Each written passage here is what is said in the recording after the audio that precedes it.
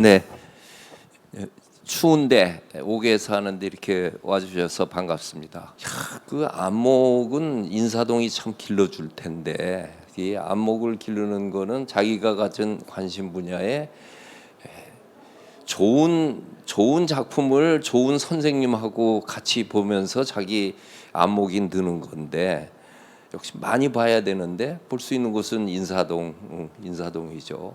근데 이 인사동이 흘러온 역사를 보면은 87년이 전통문화 거리를 만든 거에서 지금 33주년 얘기하지만은 한편으로는 그때부터 인사동이 망가졌다고 하는 그 한편의 설이 있어요.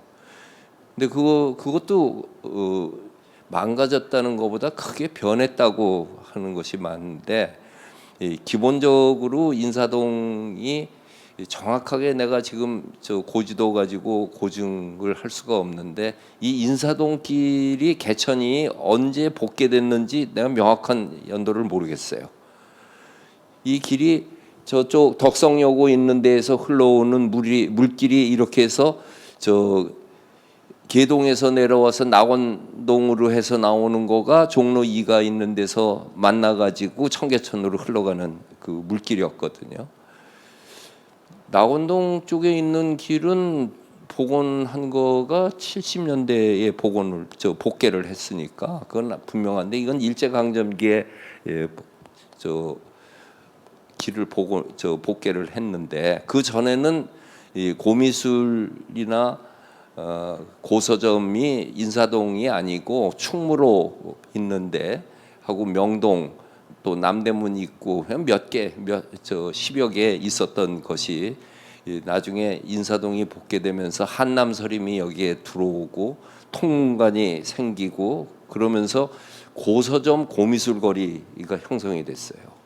근데 참 기가 막힌 게 인사동이 어느 길보다도 따뜻한 그 인간적인 체취가 강한 거가 이게 개울을 복개했기 때문에 그래요. 인사동 길이 이렇게 S자로 휘어 있습니다. 근데 그거가 휘었다고 생각하고 걷는 사람 한 명도 없어요. 근데 만약에 이쪽 끝에서 인사동 내거리에서 안국동 내거리가 직선으로 빵 뚫렸다고 하면은 지금 같은 이런 인간적인 체취는 안 날 거예요. 뚫려 있으면서도 한편으로는 어느 만큼까지는 끊어주어서 얼마큼 가면은 장면이 다른 장면이 나오고 하는 것이 그 인사동 거리의 질이 높아지고 또 세중간의 골목길이 좌우로 퍼져나간 거가 인사동의 형성인데 세계 이런 길은 없는 거예요. 이게 건축가가 설계하면 이런 게 안 된다고 하는 거는 또 희한한 거예요. 그 역사적으로 해오는 그런 전통으로 만들어져 가지고 이 고서점이 압도적으로 여기 많았습니다. 근데 여기 이 고서점의 마지막으로 남아 있는 거는 통문관 하나인데 통문관도 지금 사실은 문 닫아 있죠. 건물만 있고 그리고 문우서림 없어지고 관흥고서방 문 닫고 그리고서 끝났어요. 이제 고서점은 단 한 군데도 없습니다. 인사동에. 그건 굉장히 서운한 일이지만은 그래요. 근데 그 당시에도 옛날에 내가 대학 다닐 적에 60년대 여기 들어오면은 맨 입구에 학예사부터 시작해가지고 통문관으로 해서 고금당 뭐 고서점이 한 20개 있는데 이 동대문 청계천에 있는 고서점은 고서점이 아니고 헌책방이고 여기는 이제 고서점인데 그 안국동에서 일대에 우리 사립 중고등학교가 다 쉬어보지 않았지만은 풍문여고, 덕성여고, 휘문고등학교, 중동, 대동 그런가 6개 여기에 다 밀집돼 있어서 그 당시에는 그 여기 계신 분들 그런 분 있을 텐데 가난한 집은 새 책을 못 받고 헌 책을 산단 말이에요. 그 여기가 헌책 사는 곳도 교과서 하는 게 1년에 봄, 가을 학기 그 헌책 파는 거 가지고 우선 그 운영비를 했다고 하는 그런 곳이었어요. 그런 곳이 1971년에 현대화랑이 지금 요 박영숙 그 도예 갤러리 거기에서 개업을 한 게 우리나라 화랑의 역사 시작입니다. 그 현대화랑이 지금 상안동으로 이사 간 거가 74년이고 그때 화랑이 딱 하나 있었어요. 그 외에 있다는 게 표구점이었습니다.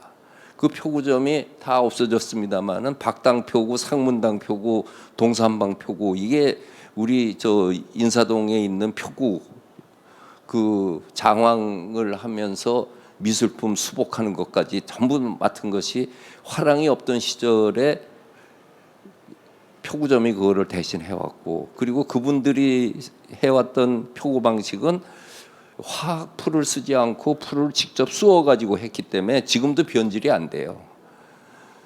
근래에 표구한 거는 세월 지나면은 뒤에서 누렇게 나무 자국이 나오고 하는 거는 그건 그 풀 때문에 그래요. 근데 그거를 왜 전통대로 못 하는가? 그건 돈 때문에 그런 거예요. 그 다음에 소비자가 그렇게 만들었어요. 가져가서 표구 이거 얼마 후에 돼요? 그러면 한 보름 걸린다고 그러면 왜 이렇게 빨리 왜 그렇게 오래 걸려요? 일주일만 해달라고. 그거는 2달, 3달 걸리는 거가 더 잘 만드는 건데 빨리 그냥 해달라니까 그렇게 하고 왜 비싸냐고 그러니까 그냥 싸구려 화학풀을 쓸 수뿐이 없고 그래 그건 못했어요. 그리고 옛날 표구들이 멋있는 거가 옆에다 대는 비단이 엄청 고급이었던 거예요. 지금은 뭐 싸구려 인조경 같은 거로 해놓으니까 질이 다 떨어져 버려갖고 장황이 갖고 있는 예술성은 다 소비자가 그렇게 만들어 버렸어요. 그리고 75년부터 미술붐이 일어나면서 화랑들이 등장하는데 동산방 화랑, 선화랑, 예화랑, 지금 노화랑 오히려 있는 송원화랑, 가람화랑, 화랑이 1년에 몇 개씩 생겨가지고 78년에 화랑협회가 드디어 생겨요. 화랑협회가 그때 한 30군데 됐을까 그럴 거예요. 그러면서 이제 인사동에는 고미술에 또 문방구들 파는 곳, 종이, 지물포 하는 거, 고서점, 이 완전히 문화의 거리로 되어 있고 화랑들이 들어오고 그 다음에 관음미술관을 비롯해 가지고 그림마당민 하는 얼터네이티브 스페이스 대관 화랑들이 등장을 하면서 젊은 작가들의 전시도 있어서 그때가 가장 전성기였다고 생각하죠. 그게 87년에 88 올림픽을 계기로 해가지고 인사동 전통문화거리를 만든다고 하면서 전통문화거리에 진짜 예술 그 품이 있는 거는 다 이제 밀려나기 시작을 했어요. 그 밀려나기 시작한 이유는 그 미국의 뉴욕의 그 예술인들의 거리라고 하는 건 품위가 있잖아요. 예술이 있고 미술이 있고 문학이 있고 그래서 형성된 것이 뉴욕의 그리니치 빌리지라고 하는 곳이에요. 여러분들이 다 읽었을 오헨리의 마지막 잎새 쓴 무대가 그 그리니치 그 마을이에요. 거기 가면 오헨리 카페가 있어. 그랬는데 거기가 문화인들이 많이 있는 품격 있는 데로 되니까 제일 먼저 들어오는 것들이 카페에서 화장품, 그 다음에 양장점 이런 것들이 들어와 가지고 양품점들이 들어와 가지고 집세가 오르니까 이분들이 갈 데가 화랑들이 다 옮겨간 거가 소호 지역으로 옮겨가게 됩니다. 70년대. 소호라고 하는 게 사우스 오브 하우스턴 스트리트거든요. 그 하우스턴 스트리트 남쪽에 공장 창고들이 있었는데 그 공장 창고들을 다 딴 데로 옮기고 보니까 창고 건물이 천장이 높잖아요. 거기에 뭐 메리 분이니 오케이 해리슨이 레오 카스텔리 이런 사람들이 새로운 아트 딜러가 들어가 갖고 붐을 일으킨 것이 이 팝아트에서부터 대형 그 작품들을 해온. 그러니까 그리니치 빌리지 시절에는 소품들 아담한 그림으로 있던 거가 소호 시절로 가니까 작품은 대형화 되고, 그리고 또 젊은 작가들도 그렇게 왔었어요. 인사동의 화랑들이 이제 쫓겨나가지고 지금 남아있는 것이 여러분들이 지금 다니면서 보고 있는 거고, 전부 가나 화랑도 평창동으로 가고 학고제도 소격동으로 가고 전부 밀려서 나갔잖아요. 똑같은 현상이 젠틀리피케이션이라고 하는 거가 그렇게 해서 이루어지는데, 그 다음에 여기가 이제 변화가 된 거가 차 없는 거리라고 하는 거를 사람들이 처음으로 행복을 느꼈어요. 일요일 날 여기 오면은 미어 터져 가지고 있을 수가 없었어요. 동서남북에서 진입을 해서, 그리고 대한민국에 이런 품이 있는 거리가 있다라고 하는 거에 아주 놀래버리고 사람들이 즐겼고, 우선 젊은이들이 대학로에서 놀다 관철동에서 놀다 이쪽으로 다 몰려들면서 전부 있었어요. 그래 놓으니까 인사동에서 잘 되는 집은 호떡 가게뿐이 없었어요. 전부 그 옛날에는 있는 사람들이 뭐 해오는 거가 아니고 그냥 그 사람 구경하고 뭐 하고 오니까 결국은 여기 상가들이 저 반대를 해가지고 그 국화빵 빠는 아줌마는 저 내거리 바깥쪽으로 쫓겨났잖아요. 이쪽에서 장사 못하게 하고.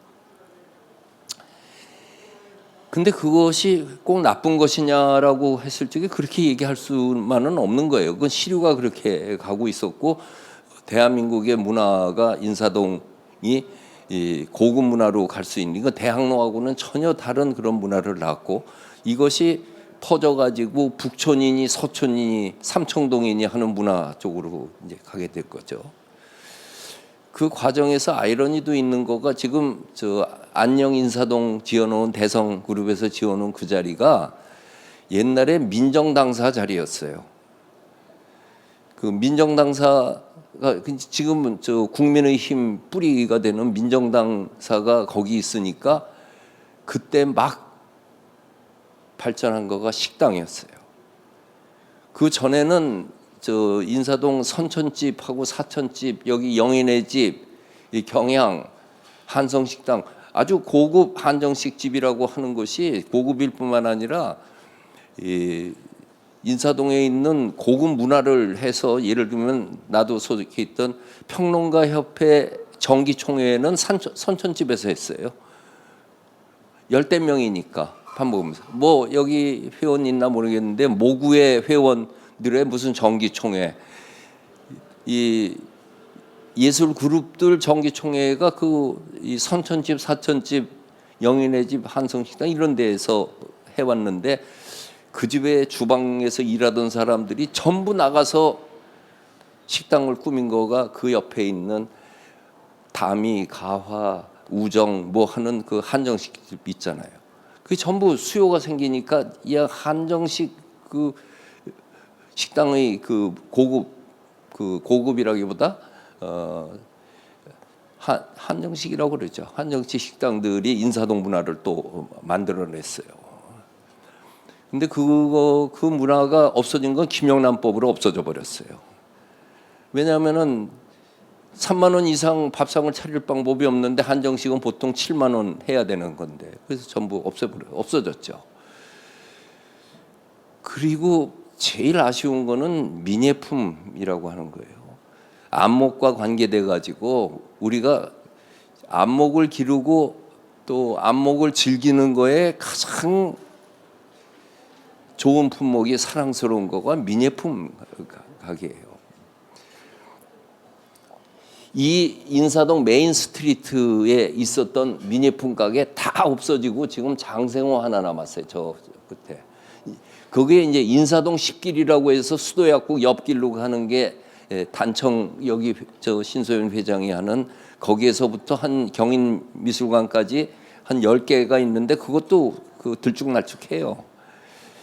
민예품 가게, 민예품이라고 하는 거가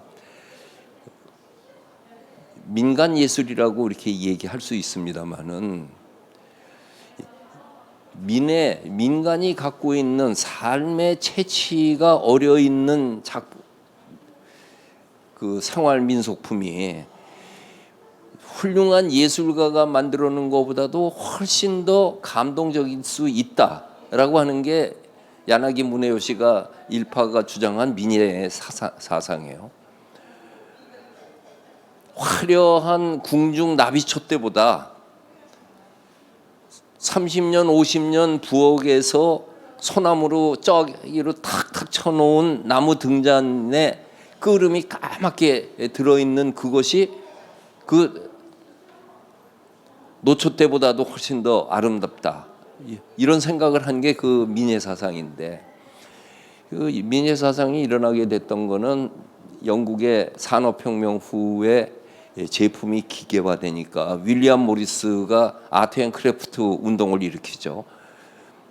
우리가 사람의 손때가 묻은 생활 공예품으로 해야겠다. 거기에 가치가 있다. 그런데 결국은 기계화 산업혁명 거기에 이기질 못했어요. 그 윌리엄 모리스가 만든 민예 운동은 사람의 채취가 들어있는 그 수공예품이 삶 속에서 숨쉬기를 바라고 운동을 했는데 결국 그 콜렉션으로 들어가 버리고 말았어요. 생활 속에서 쓰지 못하고 고가품이 돼 버리니까. 우리 지금 전통 뭐든지 또 수입하고 뭐 무역 자유화하면서 돈의 논리를 이길 수 있는 건 아무것도 없어요. 내가 실크로드 그 JTBC 강화하면서 살아서 돌아올 수 없다는 타클라마칸 사막을 뚫고 간 거는 돈이야. 그거 뚫고 가면 돈이 생긴다니까 소고드 상인들이 낙타 몰고 가서 했지. 돈 없면은 뭐 사랑 아이고 얼어 죽을 돈이니까 간 거예요. 우리 아무리 전주 합죽선 좋다고 쓰라고 해봐도 전주 합죽선은 35,000원, 5만 원인데 중국에서 들어온 건 3,000원, 5,000원이잖아요. 10배가 싼데. 분원 사기가 1884년에 문 닫은 게 일본 외사기가 10분의 1 가격으로 들어오는데요. 그러니까 문 닫을 수뿐이 없었죠.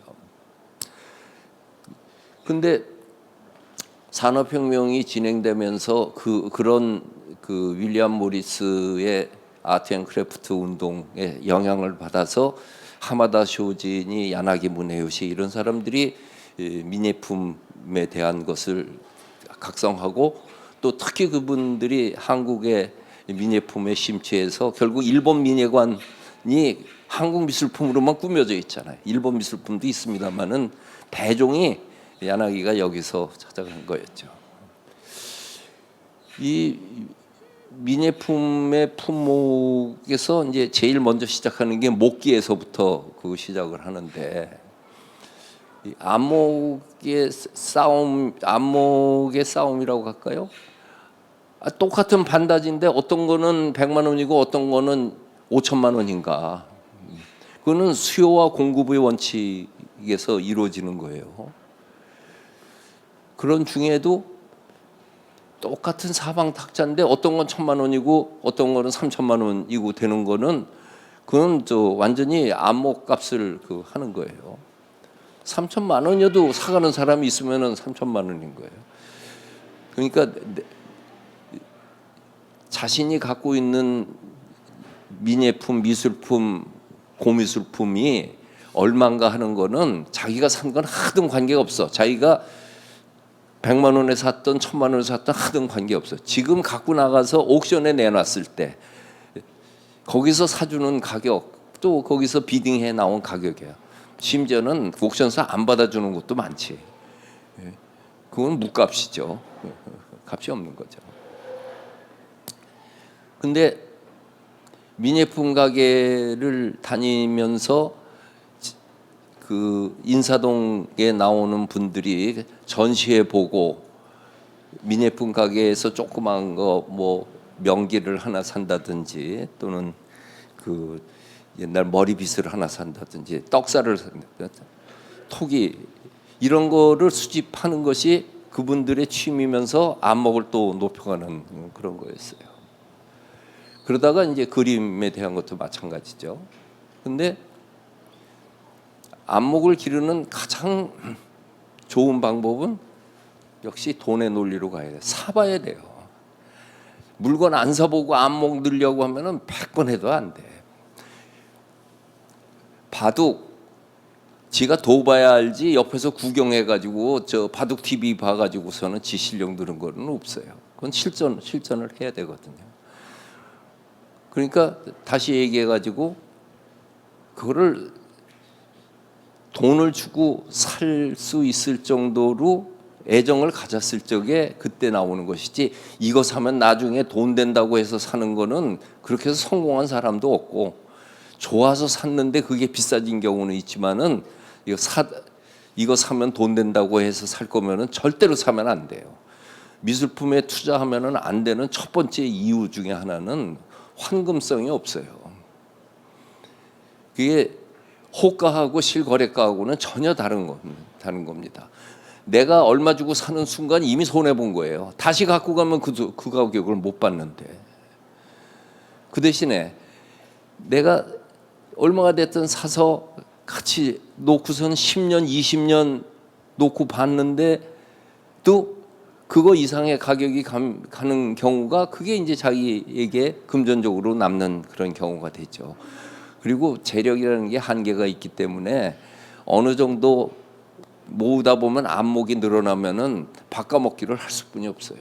내가 갖고 있는 거 3개 주고 좋은 거 하나 하고 바꾸는 거예요. 그게 안목의 성장이에요. 안목이 성장하는 데에서 제일 두드러진 현상은, 2개를 놓으면은, 똑같은 거 2개를 놓으면은 한 달 후에는 반드시 하나가 못해서 뛸 수뿐이 없어요. 그림을 2점을 걸어놓고 한 달 살다 보면은 하나가 떨어진다고 생각해서 뛰게 되면 그 수준에 맞는 걸로 딴 걸로 바꿀 수뿐이 없어요. 도자기도 그래요. 값이 싸도 아주 별격인 경우에는 비교가 안 되니까, 장르가 다르니까 그거는 되는데, 똑같은 경우에는 반드시 띄우고 바꾸게 돼요. 그만큼의 안목이 성장하는 거죠.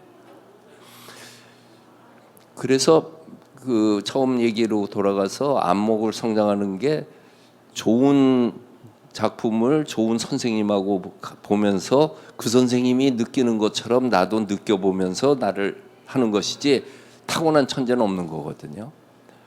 그러니까 누구든지 나도 하나의 작품을 보면서 예술적 판단, 미적 판단을 하고 싶다, 내 눈을 갖고 싶다, 그런 사람은 남의 눈을 많이 경험을 해야 내 눈을 갖는 거예요. 자기만 혼자 오는 게 없어요. 예를 들어서 서양 미술사에 어떤 작품이 있으면은 그 작품을 책에서 하나 볼 때, 세잔네의 어느 작품을 그 쌍빅토르 산의 모습이라는 그림을 봤을 때,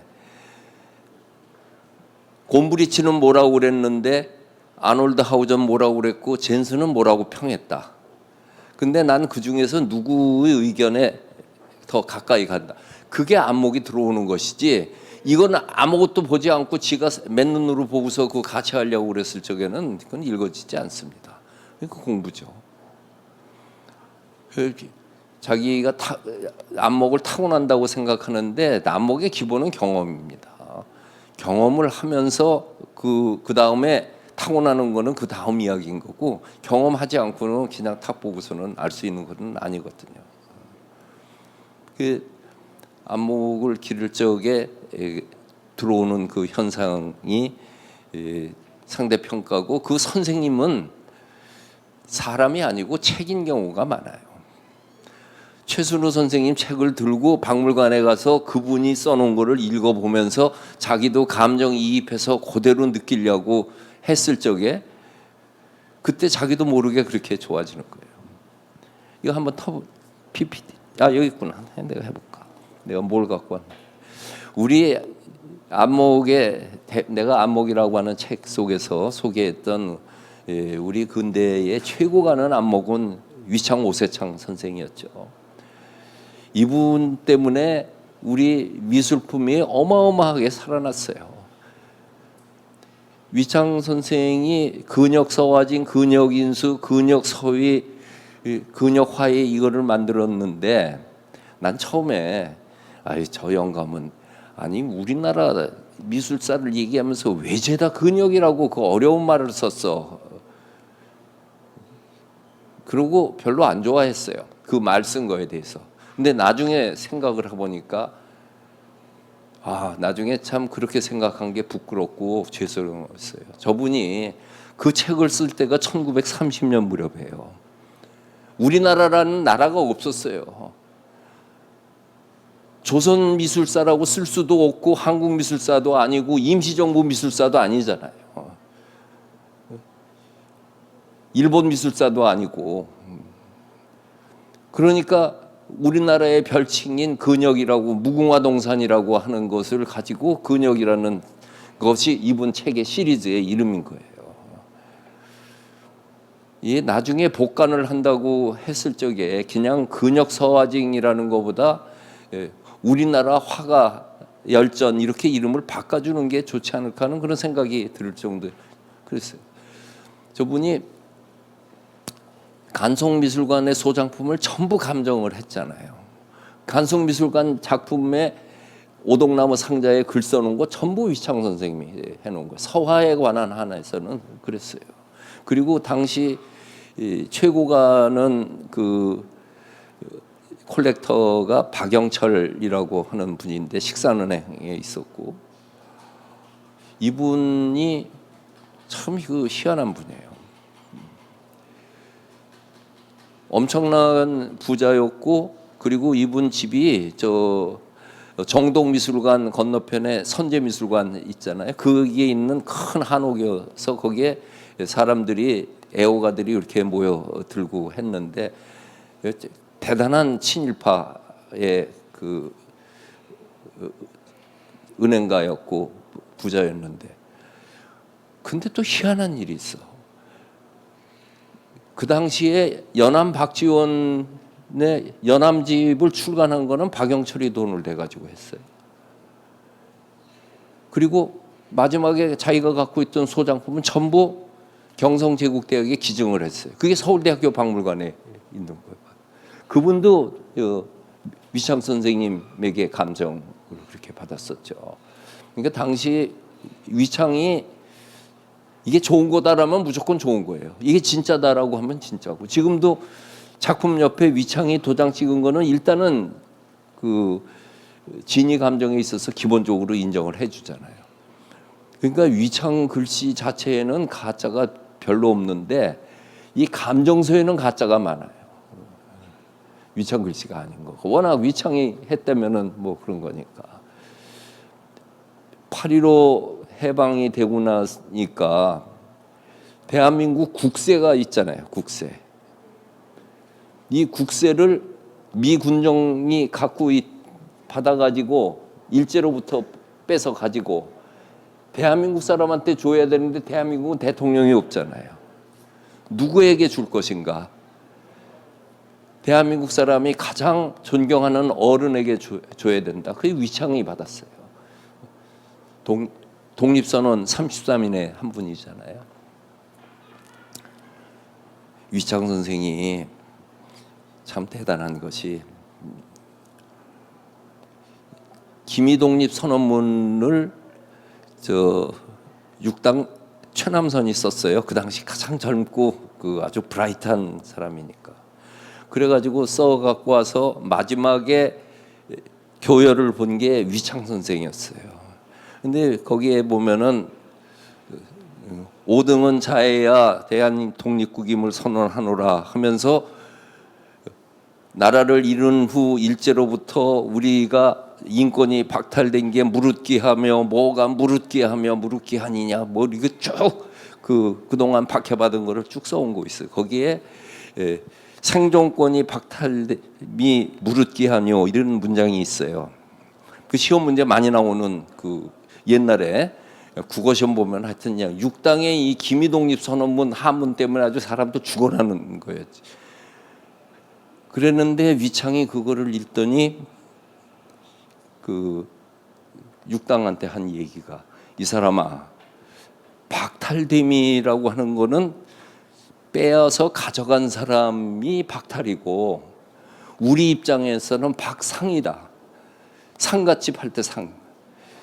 빼앗겨 가지고서는 빼앗김을 당한 입장에서는 박상됨이라고 해야지, 박탈됨이라고 하면 그거는 일본 사람들이 하는 얘기고 우리는 박상됨이라고 해야 한다. 그게 이게 박상이라고 고치면서 그분이 딱 한마디 했어요. 요새 애들은 한문 몰라서 큰일 났다고. 참 육당 쌤통이지. 아이고. 이런 분이 있었어요. 근데 3.1 독립운동 하고서 감옥에 갔다 나온 다음부터는 우리 민족문화유산을 하겠다고, 문화보국을 하겠다고 이걸 쭉 했는데, 그때 그 어느 잡지인가 육당 천암선이 위창 선생 탐방기를 3번에 걸쳐 쓴 게 있어요. 지금 요즘에 뭐 하시는가, 민족문화 선양을 위해서 뭐 작업하시고 하는 그 기록문을 썼던 분이 있었어요. 간송민에 대해서는 얘기 안 할 거고 그런 분이었어요. 수정 박병래 선생님은 성모병원 원장을 하신 분인데, 진정한 애호가, 진정한 안목, 그거 보면 난 저분이에요. 이분이 돈이 별로 없었어요. 의사니까. 명동의 병원에 그 성모병원이라는 이름도 이분이 지었는데, 거기 그리고 일 끝나고 나면은 충무로에서부터 그 남대문로까지 한 바퀴 쫙 돌고 나면은 그 당시에 저 미술 좋아하는 사람들이 여기 저 수표교 옆에 있는 장택상 집에 그렇게 모였대요. 그 장택상 나중에 그 국무총리도 했던 그분이 굉장한 부자였거든요, 군위에. 그래서 그 집에 모여가지고 그동안 자기가 한 바퀴 돌면서 사온 것들을 가지고 나 이거 뭐 얼마 주고 샀는데 뭐 해서 그 산 거 놓고 이야기하다가 그날 어떤 사람이 또 제일 또 좋은 성과를 거둔 사람에게 막 칭찬을 해주고, 뭐 배고프면은 뭐 단팥죽 시켜서 먹으면서 그게 이 박병래 선생의 그 백자의 향수라는 책 속에서 그 암울하던 시절에 민족 문화를 느끼면서 저 모아왔던 그 이야기들이 아주 따뜻하게 써 있어요. 그러다가 이분은 돈은 없으니까, 월급쟁이니까, 의사라도. 그래서 연적을 많이 모았어요. 싸기 때문에. 그래서 이쪽에 고미술계에서도 크고 멋있는 항아리 이런 거는 못 사고 조그만 꾀재재한 고모노들, 그 중에서도 연적을 많이 산다고 해서 연적쟁이라고 했지만 자기는 좋았다는 거예요, 당시는. 그래가지고 이 마지막에 박병래 선생이 다 기증하잖아요. 지금도 박물관에 가면은 박물관에 도자기실, 백자실 가보는 것보다 박병래 기증실을 가서 보면은 아, 조선시대 도자기의 멋이 저런 거구나 하는 것이 아주 한눈에 보여요. 이 안목이라고 하는 게 다 그 또 똑같지가 않아 가지고 이 최순우 선생이 좋아하는 그 스타일이 있어요. 도자기하고 목기. 정양모가 좋아하는 그게 있어요. 박병래 컬러가 있어요. 이 박물관은 관장이 바뀌면 다 바뀌어버려요. 천하의 명작, 좋은 미술관도 관장이 바뀌면은 완전히 진열하고 있는 거가 전부 바뀌어요. 그래서 안목으로 바꿔버리니까요. 그러니까 오사카 동양도자관에서 했던 유명한 전시 중에 하나가 그 콜렉션을 한 아다카의 눈이라고 하는 전시가 있어요. 아다카 에이지 그분이 콜렉션을 해왔던 하면서 자기 안목을 보여줬던 것을 전시회로 한 게 있어요. 도록을 그거 보면은 아, 이분이 이런 취향을 갖고 있었구나 하는 거를 볼 수 있는데, 예, 박병래 선생은 내가 인생을 살면서 동반자로 이런 도자기를 좋아했기 때문에 우리 것이 무엇이고 우리 역사가 무엇인지를 저걸 통해서 배웠고 여기에 전념을 하면서 내가 인생을 크게 잘못 살지는 않았다. 그게 나의 큰 보람이었다. 이게 그분 마지막에 하셨던 거예요. 그리고 그래서 우리 도자기가 갖고 있는 여러 아름다움 중에서 박병래의 눈을 통해서 보는 거가 요담에 어디 도자기를 뭐 이렇게 볼 적에 값을 떠나서 박병래 선생이면 이거 샀을까?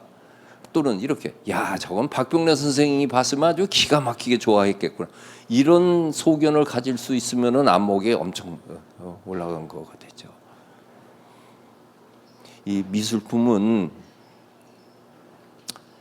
이 공부하는 사람이 이 학문으로 보는 사람이 있대. 뭐든지 학으로 보는 거예요. 이거는 뭐 저 명나라 동기창의 화풍이 뭐 어떻게 해서 오고 또 이거는 저 선동리 가마에서 나온 거가 굽이 어떻고 저쩌고 뭐 하는 건 그건 학이야.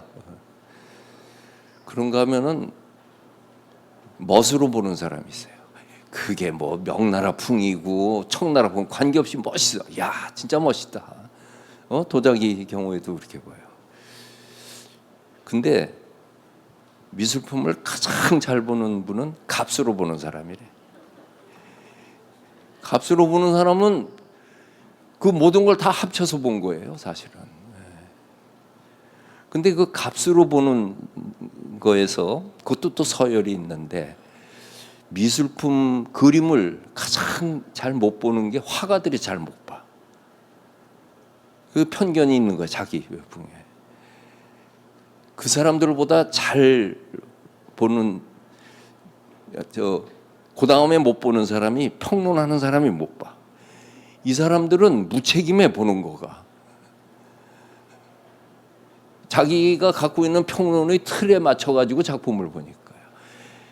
가장 잘 본다는 사람이 화상이야. 화상은 이거 사뒀다가 버나 망하나 아니야 생존이 걸려 있잖아.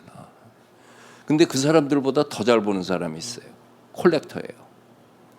콜렉터는 요만큼이라도 마음에 들지 않으면 절대로 안 삽니다. 처음에는 화상이 말하는 거에 따라서 갈지 몰라도 어느 정도 들어가면은 화상의 입을 능가하는 것이 콜렉터의 눈이에요.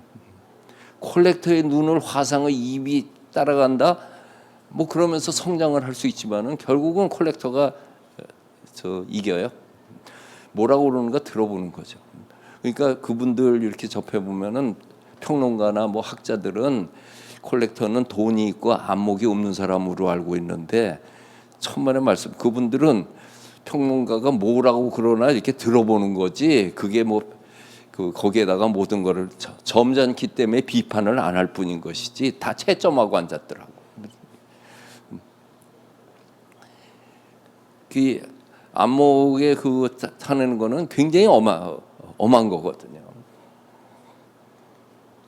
최순우 선생이 갖고 있는 거는 그 한국미의 조용한 컬러가 있어요. 최순우 취향이라고 하는 거 도록으로 나와 있는 거 무량수전 베를린 기둥에 있는 거 쫙 보면은 우리 조선적인 아름다움이 무엇인가를 미술품하고 그다음에 글 그다음에 기행문 속에서 아주 잘 표현하죠. 저런 표주박이라든지 곱돌 주전자 저런 거에 애정을 보여주고 눈을 밝게 해준 거 보면은 참 그 한국 미술의 그 아름다움과 멋을 유물로서 우리 안목을 길러준 분의 대표적인 분은 저분이죠. 그러니까 내 강의 같은 건 들을 필요 없이 최순우 전집을 읽어보고 그 작품을 계속 보는 게 그게 안목을 기르는 길이에요. 무량수전 내가 참 무량수전보다 더 좋아한 거는 최순우 선생의 무량수전이라는 수필. 늦가을 가랑비가 내리는 속에 나는 부석사에 올랐다 하면서 시작하죠. 그 은행잎이 깔려 있는 진입로로 쭉 들어가서 안양문을 거쳐서 무량수전에 다다라 무량수전 베을림 기둥에 기대 서서 멀어져가는 소백산맥을 바라보며 나는 사무치는 마음으로 조상님께 감사드린다. 높지도 낮지도 않은 바로 이곳을 점지해서 이와 같이 아름다움을 우리에게 선사해 준 그분의 이름, 그 위대한 한국인, 그 대안목의 소유자, 그분의 이름은 의상대사이다. 그렇구나. 무량수전 배울림 기둥에 기대서서라고 하는 그 말이 우리들의 눈을 그렇게 띄게 하는, 눈을 번쩍 뜨게 하는 거죠.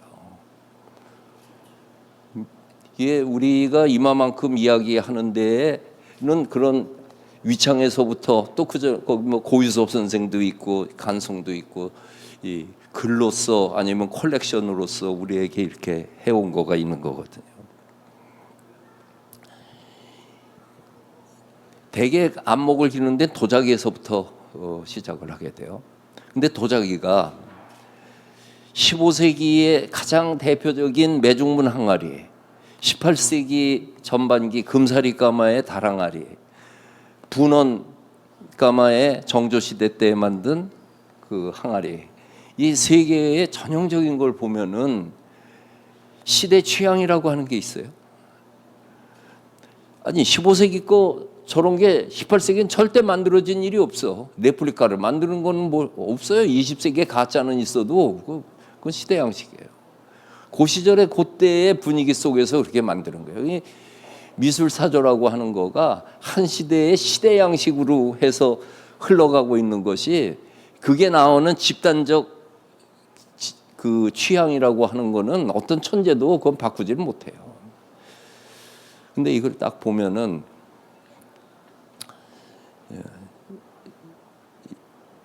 분위기가 15세기 거는 이 당당하면서도 귀티가 있어요.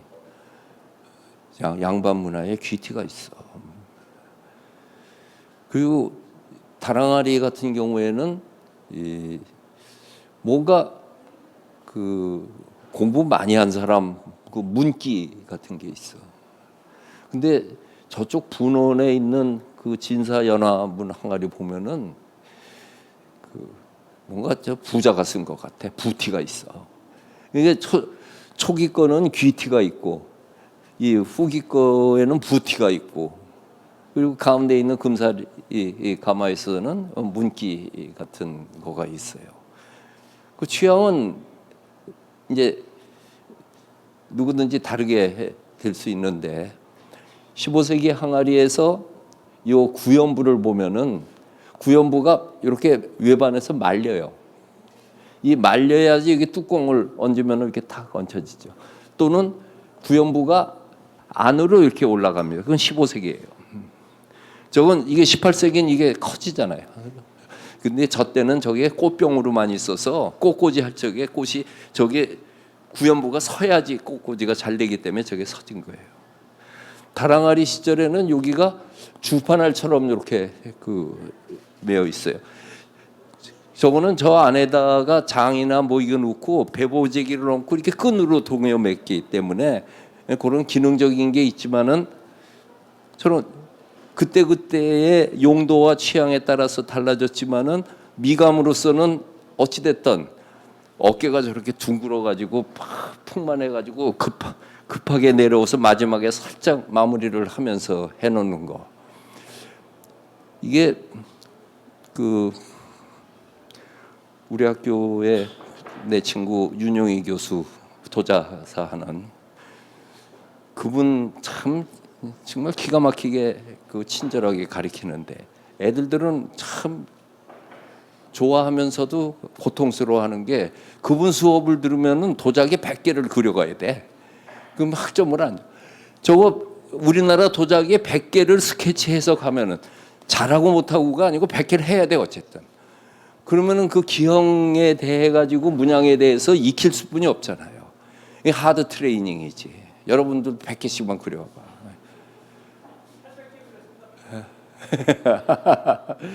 그럼 그 과정 속에서 그렇게 익혀가는 거예요. 이게 가을이 몇 월 며칠자로 왔는지 모르잖아요. 근데 어느 순간 되면 여름하고 다른 가을로 오는 거 아니에요. 이것도 끊어놓고 보니까 확실하게 그거가 다르죠.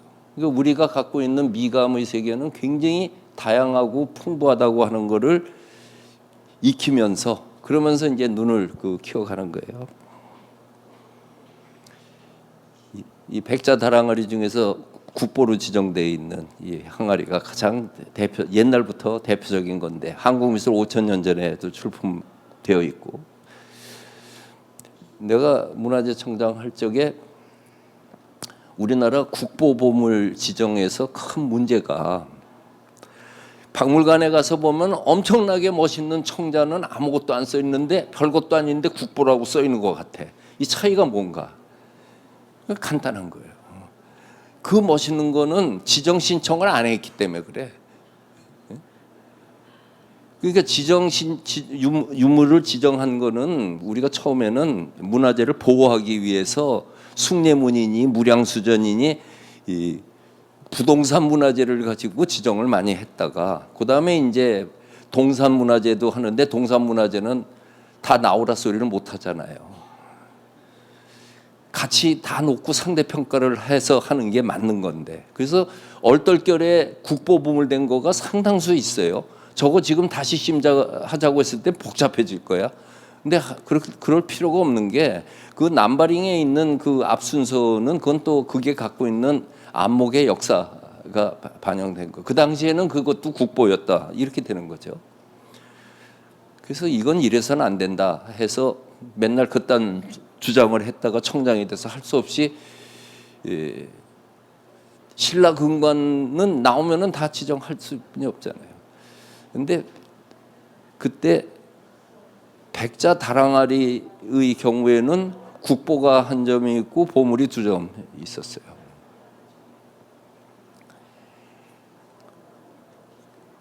이게 백자 다랑아리라는 게 1724년에서부터 52년까지 30년간 금사리 까마에서 만든 높이 45cm 한자반 되는 항아리를 우리가 다랑아리라고 이렇게 이름을 붙인 거예요. 최순호 선생이 이렇게 붙여서 불렀죠.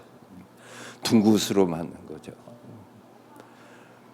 그래서 그거는 당시에 도자사 하는 사람이 한 15개 남았을 거라고 생각을 했어요. 그러니까 그 15개 다 놓고 심사를 하자. 그래서 6개월 동안에 이번에 공고할 때 내시오. 그러면은 다랑아리 같이 있는 걸 하겠다. 그랬더니 30점이 출품이 됐어요. 그러니까 그 공고가 우리가 몰랐던 것들을 이렇게 알려줬던 거지. 그 중에서 결국은 7점 기존에 있던 거하고 합쳐서 7점을 새로 보물로 지정을 하고, 그리고 국립고궁박물관에서 백자 다랑아리전을 열었어요. 그게 이 다랑아리의 전설이 이제 나오는 거야. 강익중이가 광화문 공사 가림막으로 다랑아리 그리고, 이제는 저 평창 올림픽 때 봉수대도 봉화대도 다랑아리를 모티브로 하고, 하여튼 한국미의 아이콘이 됐잖아요. 근데 실제로 저 다랑아리를 정말 다랑아리의 멋을 가장 먼저 발견하고 선전했던 거는 수화 김한기였어요. 수화 김한기 수필 속에 작품 속에 다랑아리가 그렇게 많이 나오지만은 김한기는 항아리에 심취해 가지고 그림으로도 많이 했지만 에세이도 많이 썼어요. 인사동에 나오면은 사가는 게 구루마에서 항아리를 그렇게 사가고 했다는 거예요. 김한기 작품 보면은 그냥 찬탁에 항아리 10대 개 이렇게 놓은 것도 있고 그렇잖아요. 근데 김한기가 쓴 백자 다랑아리에 이런 에세이가 있어요. 나 그거 보고 참 안목은 저런 거다 하는 생각이 든 게, 백자 다랑아리는 형체가 둥구스름한데다 입이 굽보다 넓기 때문에 바닥에 놓여 있는 것 같지 않고 허공에 떠 있는 것만 같다. 난 김한기 그 글을 읽고 다랑아리는 굿보다 입이 넓다는 걸 그때 알았어요. 참 그 기가 막힌 얘기지. 그리고 따뜻한 그 질감이 나오기 때문에 어떻게 사람이 만들었으면서 체온을 느끼게 했을까 하는 그 다랑아리 우리 백자에서 오는 그 감동에 대해서 그렇게 썼어요. 그분 댁은 김향한 여사 부인이 쓴 그 우리 집 항아리라는 그 글 보면은 집이 온통 항아리였대. 그 화단에도 놔놓고 여기저기 있는데 6.25 동란 때 피난 갔다가 이 돌아와서 보니까 다 깨져버리고 2점 남았대. 근데 그때부터 또 샀다는 거 아니에요. 근데 박물관 대학을 만든 것도 최순호 선생님인데 그 강의하는 거 보면은 강의는 젊은 선생한테 배워야 돼. 난 늙은이라고 그래도 됐죠. 70 넘었어요. 나 같은 늙은이는 강의가 불성실해. 젊은 선생을 가르치면은 저게 높이가 44.5cm에다가 이 둘레가 몇 cm가 되고 금사리 까마에서 몇 년도에 만들어 가지고 그다음에 빛깔이 설백색에서부터 뭐가고 뭐 굉장히 그 얘기를 길게 해요. 그리고 잘 아시다시피 가운데 이점이 있어가지고 둘을 붙여서 이 선이 그 기하학적 선이 아니고 뭐 이렇게 저 분석을 많이 해. 근데 최순호 선생이 박물관에서 강의할 적이면은 그때는 이제 본인이 하는 것도 아니고 슬라이드로 철커덕거리면서 다음 하고 넘어가거든요.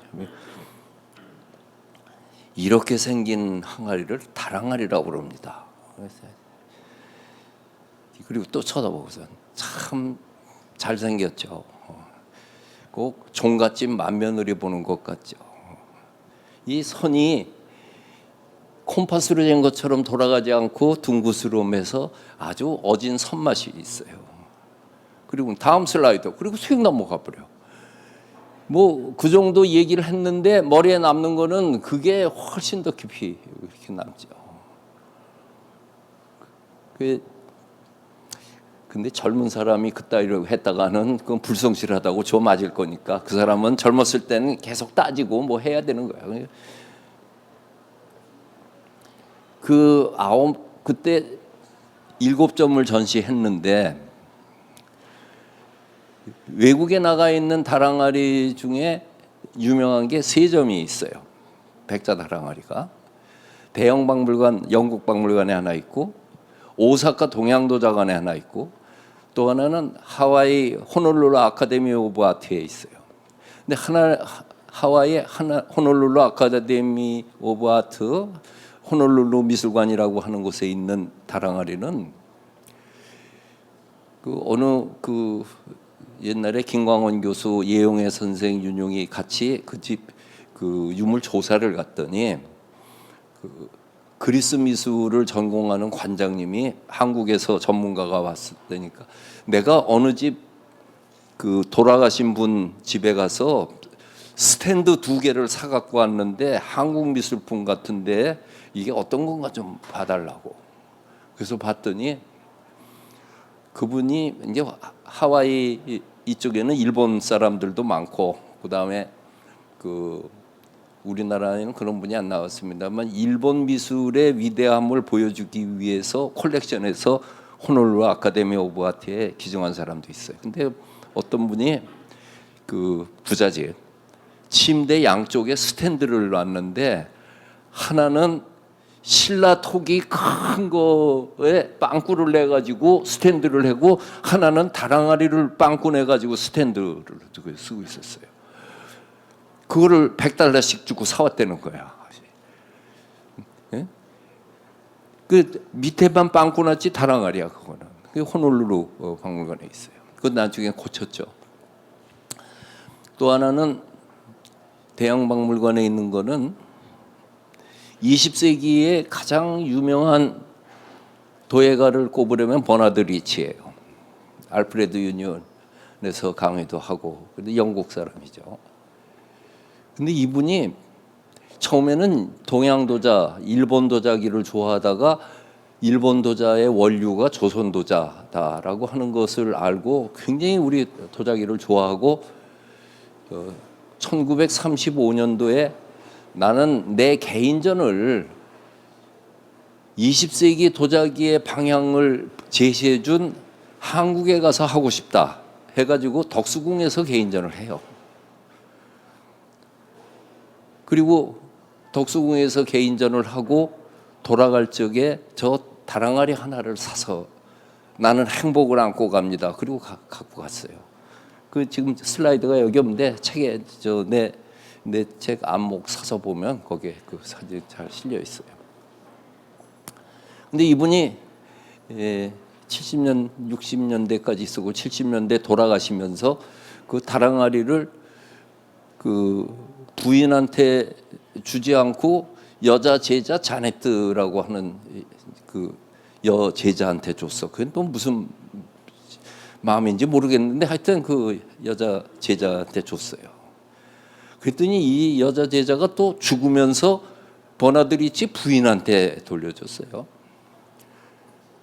부인이 돌아갔어요. 근데 영국도 그렇고 아까 하와이도 그렇고 누가 어느 집에서 죽었다 했을 적엔 그 집에 있는 집기 모든 거가 옥션에 나와요. 그래서 나는 그 집 저 소파 뭐 10파운드에 사겠다 써내는 거야. 그래서 제일 많은 값을 써낸 사람이 어떤 거는 그러니까 100파운드짜리도 10파운드에 살 수도 있는 거예요. 뭐 어쨌든 딴 경쟁자 없으면 떠가는 거죠. 그 집에 그 버나드 리치가 가져간 항아리가 있었단 말이에요. 그게 몇 년도인가? 80 몇 년도예요. 아니야, 90 몇 년도예요. 그때 서울에서 다랑아리 시세가 한 5억 정도 했어요. 지금은 한 30억? 30억이면 빨리 사야 돼. 그건 저 대출 받아서라도 빨리 사야 돼. 저 아파트 사는 것보다 훨씬 더 빨리 올라갈 거예요. 못 살 거예요 아마. 그랬는데 대형 박물관에 저 베링거 잉게라임의 한광호 회장, 여기 한빛문화재단 평창동에 있는 한광호 회장이 그 베링거 잉게라임은 나중에 SK 팔았지만은 사업하면서 유럽에 다니면서 브리티시 뮤지엄을 가서는 한없이 울었대요. 왜 울었는가? 나도 뉴욕 메트로폴리탄 뮤지엄 처음 86년에 갔을 적에 그날 밤 하루 종일 울었어. 분해서 울 수뿐이 없어. 중국실이 어마어마하죠. 일본실이 어마어마하죠.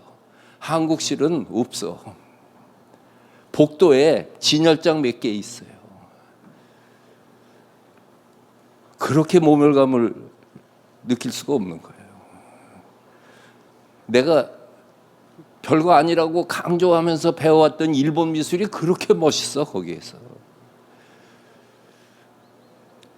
그 한광호 회장이 내가 요담에 돈을 벌면은 대형 브리티시 뮤지엄에 한국실을 만들겠다 그렇게 했는데 우리가 부자가 돼가지고 이제 메트로폴리탄 김해 브리티시 뮤지엄에 한국실을 만들게 됐어요.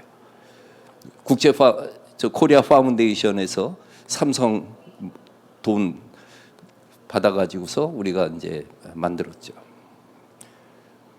그 브리티시 뮤지엄에 한국실을 만들고 보니까 한국 미술품이 별 볼 일이 없는 거야. 그래서 한광호 회장이 그 당시 20억을 브리티시 뮤지엄에 주면서 한광호 이거는 한국 미술품 보완하는 데만 써라 하고 줬어요. 그랬더니 그러면 얼마나 멋있어. 그럼 신문에도 크게 날만 하잖아요. 신문에 나커녕 국세청에서 세금 5억 내라고 했어. 꼼짝없이 낸 거예요. 20억을 도네이션 하려면은 돈 많아서 기부하는 놈이니까 5억을 내야 되는 거예요. 그걸 안 내려면 국방연구소, 이래재단 이런 거 내는 거 또 빼줘. 예, 어쨌든 그래가지고 그게 앤더슨 관장하고 그 이름을 내가 갑자기 잊어버렸다. 그 한국 큐레이터하고 우리나라에 와서 작품을 사러 왔어요. 목기도 사고 토기도 샀어요. 문화재보호법으로 못 나가네. 이런 놈의 나라가 어디 있어? 그럼 대형 박물관의 유물은 뭘로 어디서 채우라는 얘기야. 그래서 홍콩에서 사가서 채웠어요. 못했어요. 내가 문화재청장 하면서 이거를 바꾸려고 그러는데 어마어마하게 힘들었어요. 문화재 환수해야 한다고 할 판에 나가는 거를 해달라니까 어느 국회의원도 동의를 안 해주는 거야. 이런 폐쇄적 민족주의 가지고 어떻게 인사동이 발전하고 우리 문화가 BTS가 어떻게 나와? 그걸 다 폐쇄적으로 보호해 놓은 거가 결국 우리를 해놓고 지금도 해외에 있는 문화재 다 가져와야 된다고 애들들이 그냥 열을 올리게 만들어져 있는데 그래서 다 갖고 와서 메트로폴리탄 대형박물관 꽝으로 만들면 속이 시원하겠다. 아니 인사동에 50만 원짜리도 안 사가는 놈들이 그건 1500년 유물이라고 못 팔게 하는 건 그거 뭐 하는 거야. 크리스티에 한국미술 코너가 없어졌어요 작년에. 출품하는 게 없으니까. 국제시장 속에서 우리 청자나 도자기 이런 거에 가치가 올라가면 우리 자산 가치가 올라가는 거야 같이. 이제는 그거 터도 물건 좋은 거는 우리가 사오지 유출되지 않아요. 값이 비싸야 또 사올 거가 나오지 그냥 나오는 거 아니거든요. 어쨌든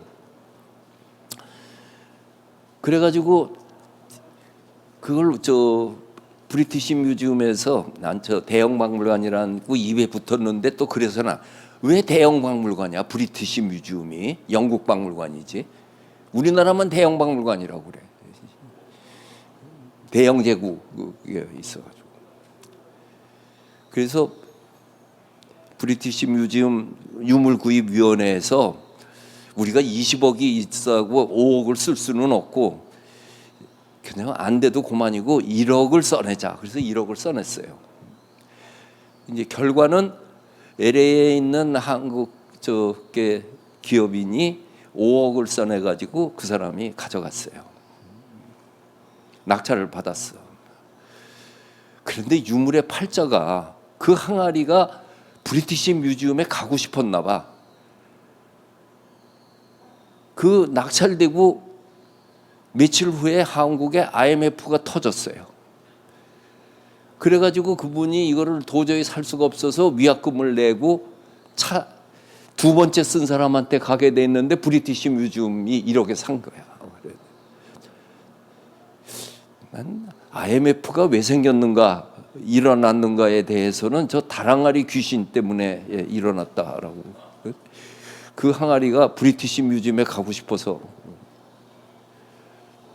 아무튼 그 항아리가 앤더슨 관장이 한국에서 다랑아리 국보보물전을 한다고 하니까 우리 항아리도 꼭 거기에 출품해달라고. 그래가지고 왔어요. 여기 8개가 됐죠. 그랬는데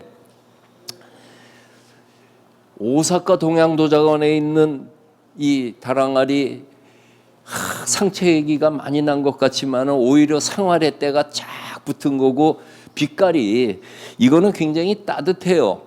근데 이거는 굉장히 차가운 것 같으면서도 이지적인 그런 분위기가 있어서 이게 더 어떤 면에서 안목이 더 격이 높다 그런 사람도 있어요. 근데 저 항아리는 또 어떻게 된 거냐 하면은 이 동대사 나라에 있는 그 동대사의 한 암자에 한 스님이 그 저 항아리를 갖고 좋아해가지고 그 독구노마에다가 꽃꽂이를 항상 놓고 옆에다가 뭐 끽 닦어 뭐 이런 거 써가지고 꼭 저 장식을 해서 저 항아리를 좋아해서 항아리 법사라는 별명을 가진 스님이 있었어요. 근데 그 항아리가 2차 세계대전 때 일본의 한 소설가를 거기에서 저 절에서 재워주고 보호해줬더니 그분이 동경에 가서 사가지고 선물을 해서 저걸 갖고 있었어요. 그랬는데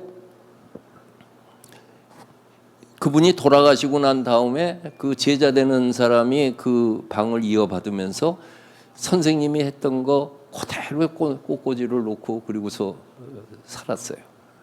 근데 어느 날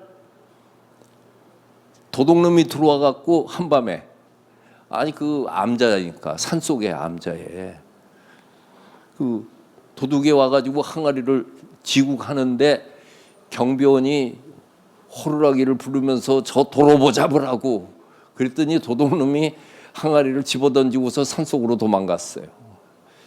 350조각이 났어.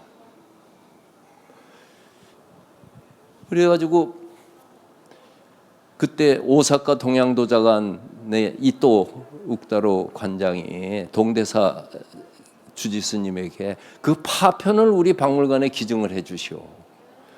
그래서 이제 고고학자까지 동원해가지고 부스러기도 다 해가지고서 갖고 와서 이제 맞춰보니까 파편 조각은 다 있는 거예요.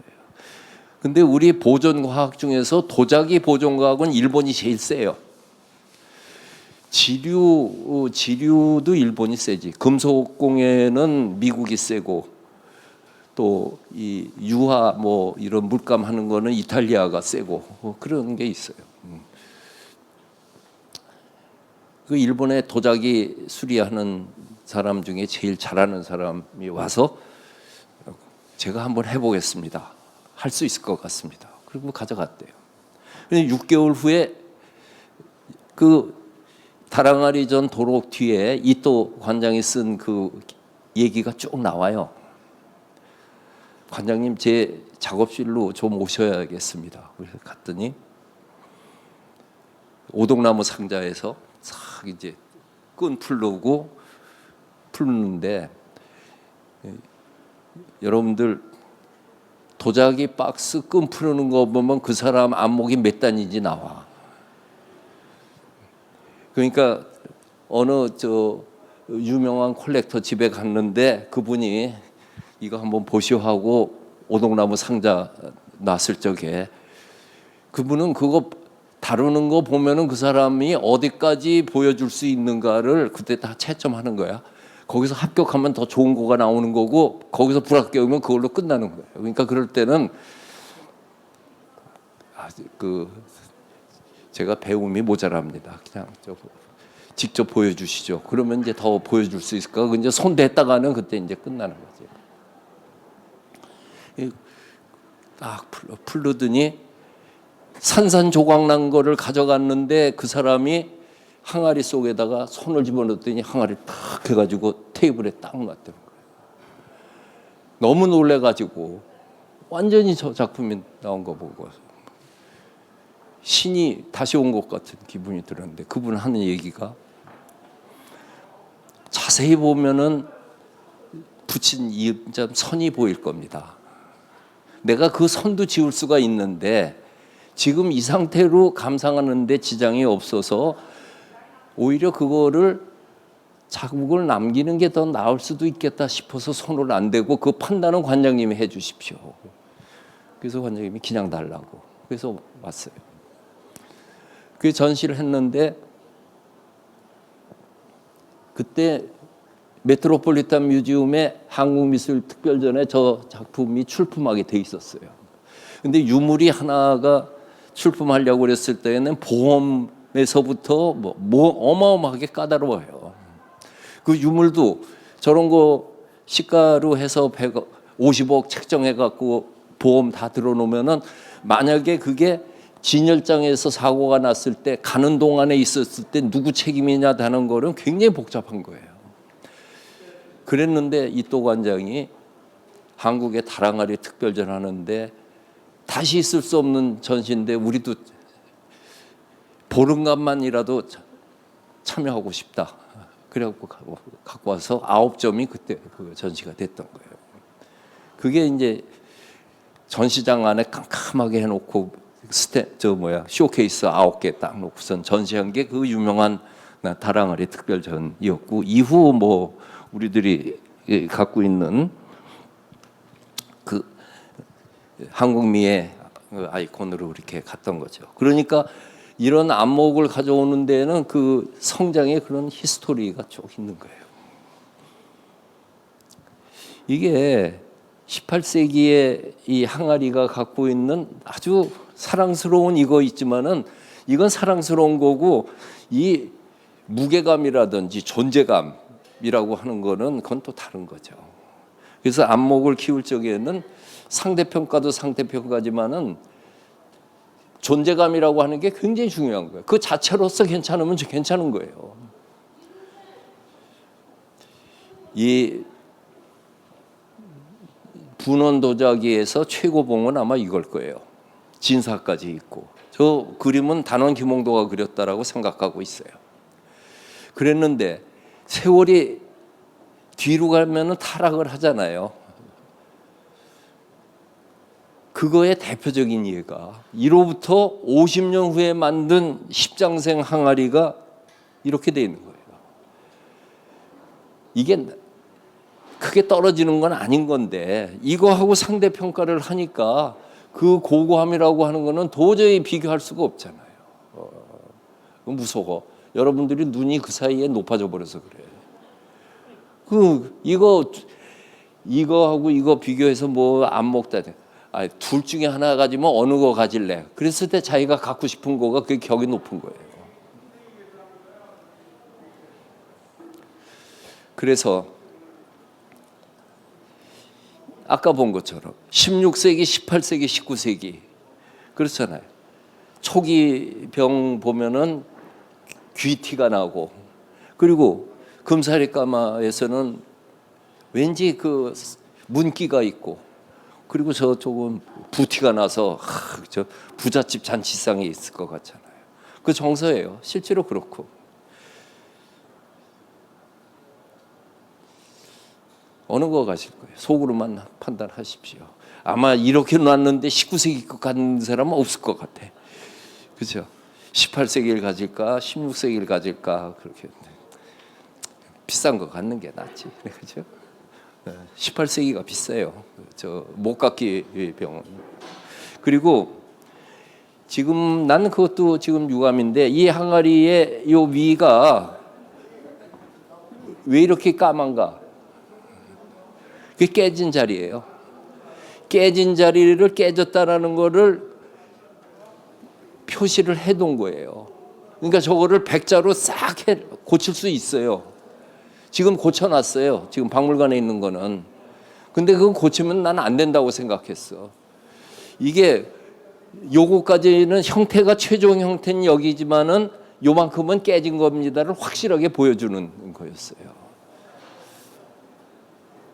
그것도 역사인데. 잘못 수리한 거는 다시 해야죠. 구연부를 잘못 만들었다든지. 그러니까 마지막에 요만큼이라도 살점이 있으니까 나머지들을 해놓을 수가 있는 거잖아요. 치과 의사 친구 얘기인데 임플란트 수술하는데 송곳니라도 하나라도 이씨 오는 사람 거는 임플란트 싹 제대로 할 수 있대요. 그동안 틀리나 이것까지 다 싹 빠지고 오면은 이건 어떻게 할 수가 없대. 그건 마찬가지. 끄트머리 선 요만큼이라도 남았을 때 그러니까 할 수 있는 거지. 15세기, 16세기 병들 정말 멋있어요. 저거 조그만 것들 얼마 안 해. 200~300만 원 주고 살 수도 있어. 보는 대로 사면 이익 될 거예요. 가봐요. 여기 저 회장님 가게 가서 구해달라고 그래봐요. 옥션에도 가끔 나오는데 어떤 때 보면은 야, 우리가 우리 문화유산의 가치를 스스로 저렇게 떨어뜨리고 사는구나. 안타까운 때가 있어요. 근데 모든 병이 다 저렇게 생겼을 것 같지 않아요. 이건 보물이에요.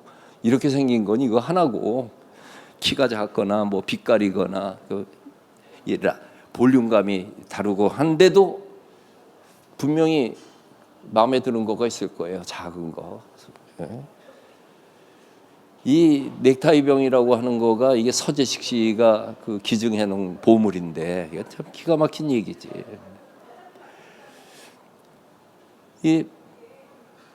이 병이 사용할 적에 여기다가 노끈을 매서 이렇게 걸어놨었던 거거든.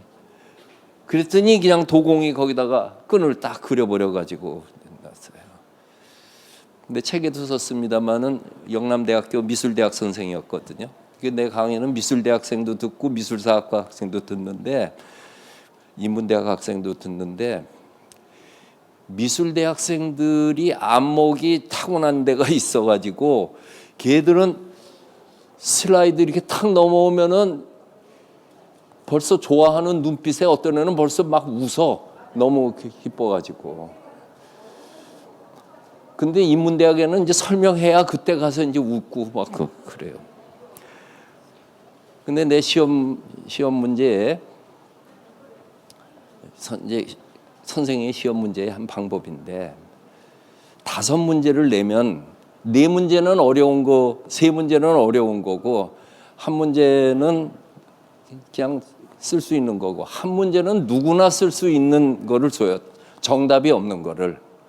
왜 그 사람도 또 공부 안 했어도 좀 답안지에다 뭐 좀 쓰고 갈 수 있는 기회를 주는 거고, 그 다음엔 교육의 방향을 주는 것도 있다. 한국미술사 지난 학기 수업 중에서 가장 마음에 와 닿은 작품 하나를 명기하고 그 이유에 대해서 쓰시오. 그 느낌에 대해 쓰시오. 그건 너 정답 없잖아. 그랬더니 한 놈이 답안지를 썼는데, 저는 이름이 뭔지는 잘 모르겠는데 백자 넥타이 병이 마음에 들었습니다. 그래서 이거 그건 A+야. 그 얘기를 한 게 지금 이게 별명이 됐어요. 이게 넥타이 병이라고 하는 거. 이런 정서가 이 망우대 접시에 이것도 국보로 지정됐잖아.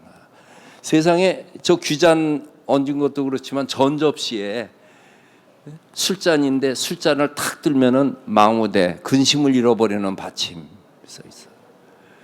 그 옆에는 청초한 들국화 하나 있고 벌 하나 한 마리 나르고, 저런 그 서정이 깔려 있는 것이 그게 조선, 저런 거는 일본, 중국 그런 데는 없어요.